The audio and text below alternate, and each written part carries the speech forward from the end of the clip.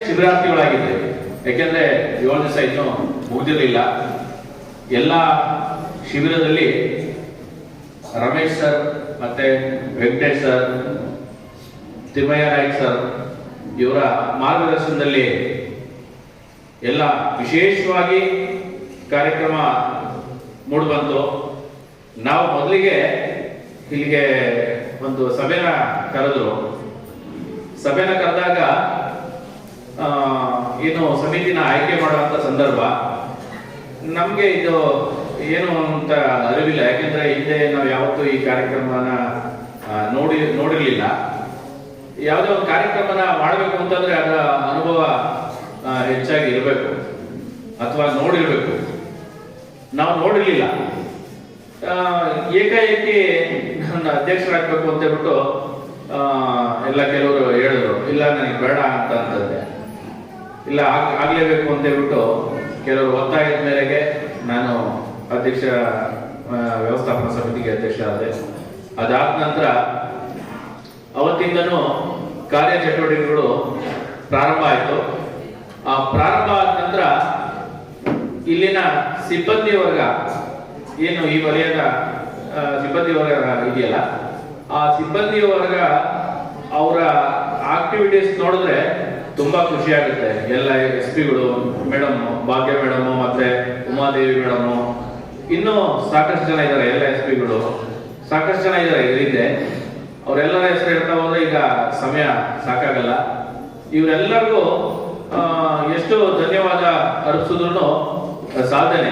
ಯಾಕೆ ಅಂತಂದ್ರೆ ಅವರೆಲ್ಲರ ಶ್ರಮ ಇವತ್ತು ಕಾರ್ಯಕ್ರಮ ಯಶಸ್ಸಾಗಕ್ಕೆ ಕಾರಣ ಆಗಿದೆ. ಯಾಕೆಂದ್ರೆ ಅವರ ಶ್ರಮ ಇಲ್ಲ ಅಂತಿದ್ರೆ ನಾವೇನು ಮಾಡಕ್ ಆಗ್ತಾ ಇರಲಿಲ್ಲ. ಎಲ್ಲ ಒಂದು ದೇಣಿಗೆನ ದಾನಿಗಳಿಂದ ಸಂಗ್ರಹಿಸಿ ಇವತ್ತು ಈ ಶಿಬಿರದಲ್ಲಿ 3 ಹೊತ್ತು ಅನ್ನದಾಸೋಹ ನಡೆಯೋದಕ್ಕೆ ಒಂದು ಅವಕಾಶ ಮಾಡಿಕೊಟ್ಟಿದ್ದಾರೆ. ಹಾಗೆ ನಮ್ಮ ಶಿಬಿರಾರ್ಥಿಗಳು ಅಷ್ಟೇ ಮೊದಲನೇ ದಿನ ನೋಡಿದ್ದು ಇವತ್ತು ನೋಡ್ತಿರೋದು, ಅದಕ್ಕೆ ಅಜಗಜಾಂತರ ವ್ಯತ್ಯಾಸಗಳು ಕಾಣ್ತಾ ಇದೆ. ಅವತ್ತು ಇದ್ದಂಥ ಪರಿಸ್ಥಿತಿನ ನಿಮ್ಮನ್ನೆಲ್ಲ ನೋಡಿದ್ರೆ ನೀವು ಈ ತರ ಕೂರ್ತೀರ ಅನ್ನೋ ನಿರೀಕ್ಷೆ ನಮ್ಮಲ್ಲಿ ಇರಲಿಲ್ಲ. ಇವತ್ತು ಇಲ್ಲಿ ಯಾರ ಮುಖದಲ್ಲೂ ಆ ಚರ್ಯನೆ ಕಾಣ್ತಾ ಇಲ್ಲ. ಕುಡಿತಿದ್ರಿ, ಕುಡಿತದ ದಾಸರಾಗಿದ್ರಿ ಅಂತೇಳಿ ನಿಮ್ಮ ಮುಖದಲ್ಲಿ ಯಾರ ಮುಖದಲ್ಲೂ ಇವತ್ತು ಕಾಣ್ತಾ ಇಲ್ಲ. ಅಷ್ಟು ಆಕ್ಟಿವ್ ಆಗಿದ್ದೀರಾ. ನಿಮ್ಗೆಲ್ಲ ಒಳ್ಳೇದಾಗ್ಲಿ. ಈಗೇನು ಇವತ್ತು ಮುಗಿತಾದ ಈ 2 ಗಂಟೆಯಿಂದ ನೀವು ಸ್ವತಂತ್ರರು, ನವಜೀವನ ಸದಸ್ಯರಾಗಿದ್ದೀರಾ. ಆದ್ರೆ 2 ಗಂಟೆ ಮೇಲೆ ನೀವು ಸ್ವತಂತ್ರರು. ನೀವು ಏನ್ ಬೇಕಾದ್ರೂ ಮಾಡ್ಬೋದು ಈಚೆ ಹೋದ್ಮೇಲೆ.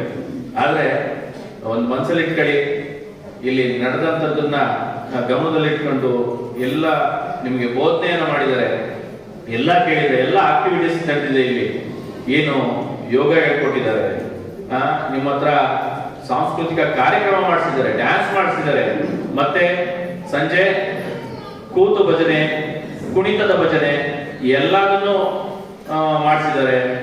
ಇದನ್ನೆಲ್ಲ ನೀವು ಮನಸ್ಸಲ್ಲಿ ಇಟ್ಕೊಂಡು ಏನ್ ಬೋಧನೆ ಮಾಡಿದಾರಲ್ಲ ಅದನ್ನೆಲ್ಲದನ್ನು ಮನಸ್ಸಿಗೆ ತಗೊಂಡು ನಾವು ಮುಂದೆ ಹೊಸ ಜೀವನನ ಪ್ರಾರಂಭ ಮಾಡೋಣ ಅಂತ ಹೇಳ್ಬಿಟ್ಟು ನೀವೊಂದು ಗುರಿನ ಇಟ್ಕೊಂಡು ಇಲ್ಲಿಂದ ಹೋಗ್ಬೇಕು. ನಾನು ದಯಮಾಡಿ ನಿಮ್ಮಲ್ಲಿ ಕೈ ಮುಗಿದು ಪ್ರಾರ್ಥನೆ ಮಾಡೋದಿಷ್ಟೇ, ಇಲ್ಲಿಗೆ ಬಂದಿದ್ದೀರಾ, ಈ ಶಿಬಿರ ಯಶಸ್ಸಾಗಿದೆ. ಈ ಯಶಸ್ಸಾಗಿರೋದು ನಿಮ್ಮಿಂದ ಮತ್ತೆ ನಮ್ಮ ಧರ್ಮಸ್ಥಳ ಸಂಘದ ಎಲ್ಲ ಕಾರ್ಯಕರ್ತರಿಂದ. ಆದ್ರೆ ಯಶಸ್ಸು ಈ ವೇದಿಕೆಗೆ ಮಾತ್ರ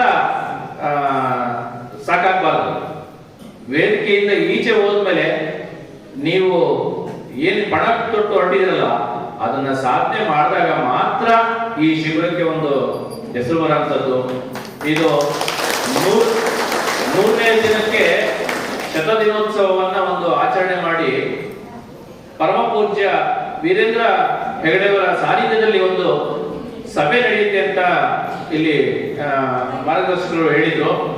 ಆ 100ನೇ ದಿನಕ್ಕೆ 54 ಜನದ ಕುಟುಂಬ, ಅಷ್ಟು ಜನ ಧರ್ಮಸ್ಥಳಕ್ಕೆ ಬರಬೇಕು. ಯಾಕೆಂತಂದ್ರೆ ಯಾರೇ ಒಬ್ಬರು ಇದರಲ್ಲಿ ಈ ಶಿಬಿರಕ್ಕೆ ಒಂದು ಕಪ್ಪು ಚುಕ್ಕೆ. ನೀವೇನು 54 ಜನ ಇದ್ದೀರಾ, 54 ಜನನು ಆ 100ನೇ ದಿನಕ್ಕೆ ಬಂದಾಗ ಮಾತ್ರ ಈ ಕಾರ್ಯಕ್ರಮ ಯಶಸ್ವಿ. ಇವತ್ತು ಯಶಸ್ವಿ ಅಲ್ಲ. ಇವತ್ತು ವೇದಿಕೆ ಮಾಡಿದ್ದೀವಿ, ನೀವೆಲ್ಲ ಬಂದಿದ್ದೀರಾ, ಕುಟುಂಬ ಬಂದಿದೆ, ಇನ್ನು ಸಾರ್ವಜನಿಕರು ಬಂದಿದ್ದಾರೆ, ಗಣ್ಯರಿದ್ದಾರೆ, ಆದ್ರೆ ಇದು ಯಶಸ್ಸಲ್ಲ. ನೀವು 100ನೇ ದಿನಕ್ಕೆ ಧರ್ಮಸ್ಥಳಕ್ಕೆ ಬರ್ತೀರಲ್ವಾ, ಅವತ್ತೇ ಈ ಕಾರ್ಯಕ್ರಮಕ್ಕೆ ಯಶಸ್ಸು.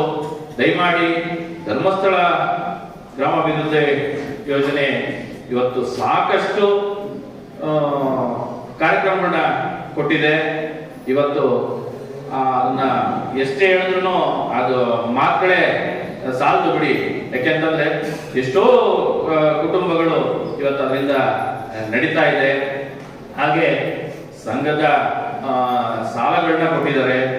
ಅವರು ಆ ಸಂಘದ ಸಾಲ ತಗೊಂಡವರು ಇವತ್ತು ಅವರ ಕುಟುಂಬನ ನಿರ್ವಹಣೆ ಮಾಡ್ತಾ ಇದ್ದಾರೆ.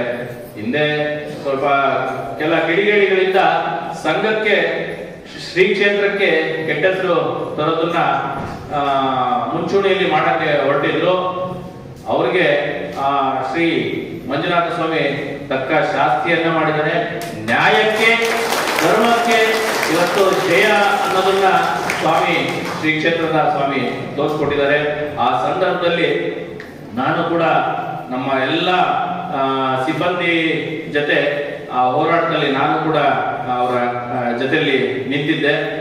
ನನಗೆ ಶ್ರೀ ಕ್ಷೇತ್ರದ ಒಂದು ಸಣ್ಣ ಸೇವೆ ಮಾಡೋದಕ್ಕೆ ಒಂದು ಅವಕಾಶ ಸಿಕ್ತು.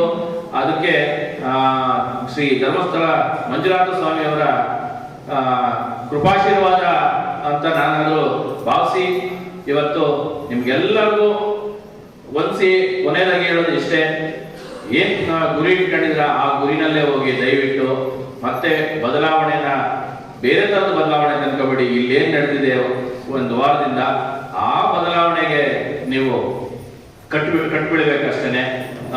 ಇದೆಲ್ಲದನ್ನು ಹೇಳ್ತಾ ನಿಮಗೆ ಶುಭ ಕೋರ್ತಾ ನನ್ನ 2 ಮಾತನ್ನ ಮುಗಿಸ್ತಾ ಇದ್ದೀನಿ.